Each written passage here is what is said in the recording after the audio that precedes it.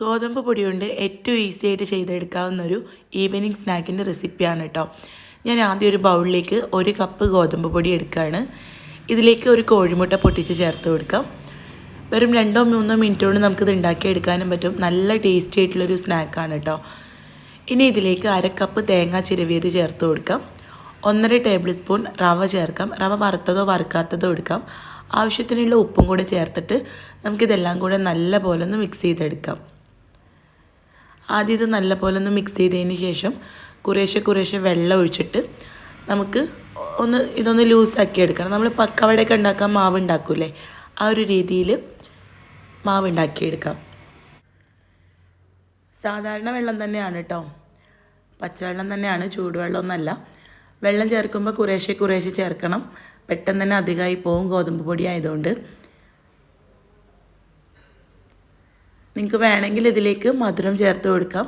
മധുരം ഇല്ലാതെയാണ് കേട്ടോ ഇത് കൂടുതൽ ടേസ്റ്റ്. ഇനിയിപ്പോൾ കുട്ടികൾക്കൊക്കെ മധുരമുള്ള സ്നാക്കാണ് ഇഷ്ടമെങ്കിൽ നിങ്ങൾക്ക് ആവശ്യത്തിനുള്ള മധുരം കൂടെ ചേർത്തിട്ട് വെള്ളം ചേർത്ത് കൊടുക്കാം. നമ്മൾ പക്കവടയൊക്കെ ഉണ്ടാക്കാൻ മാവ് ഉണ്ടാക്കുന്ന രീതിയിൽ കുറച്ച് ലൂസായിട്ടുള്ളൊരു മാവാണ് കേട്ടോ. കണ്ടോ, ഇതുപോലെയുള്ളൊരു മാവാണ് വേണ്ടത്.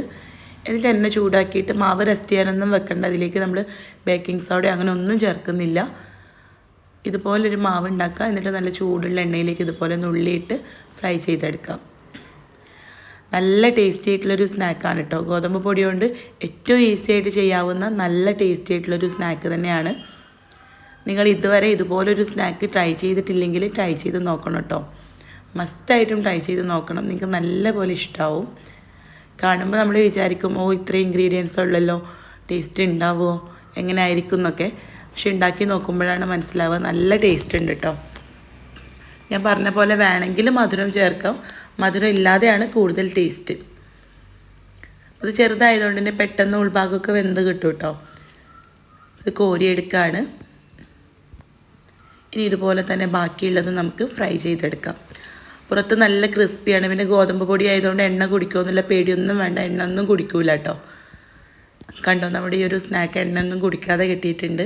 അതൊന്ന് പൊട്ടിച്ച് കാണിച്ചു തരാം. കണ്ടോ, ഒരുപാട് തേങ്ങയൊക്കെ ചേർത്ത് നല്ല ടേസ്റ്റ് ആയിട്ട് ഓരോ ബൈറ്റ്സിലും നമുക്ക് നല്ല ടേസ്റ്റ് കിട്ടും കേട്ടോ. അപ്പോൾ ഒരു തവണയെങ്കിലും ട്രൈ ചെയ്ത് നോക്കുക, നിങ്ങൾക്ക് ഇഷ്ടമാവും. കൂടുതൽ വീഡിയോസിനായിട്ട് നമ്മുടെ ചാനലൊന്ന് സബ്സ്ക്രൈബ് ചെയ്യുക. അപ്പോൾ നമുക്ക് അടുത്ത നല്ലൊരു വീഡിയോ ആയിട്ട് കാണാം. താങ്ക്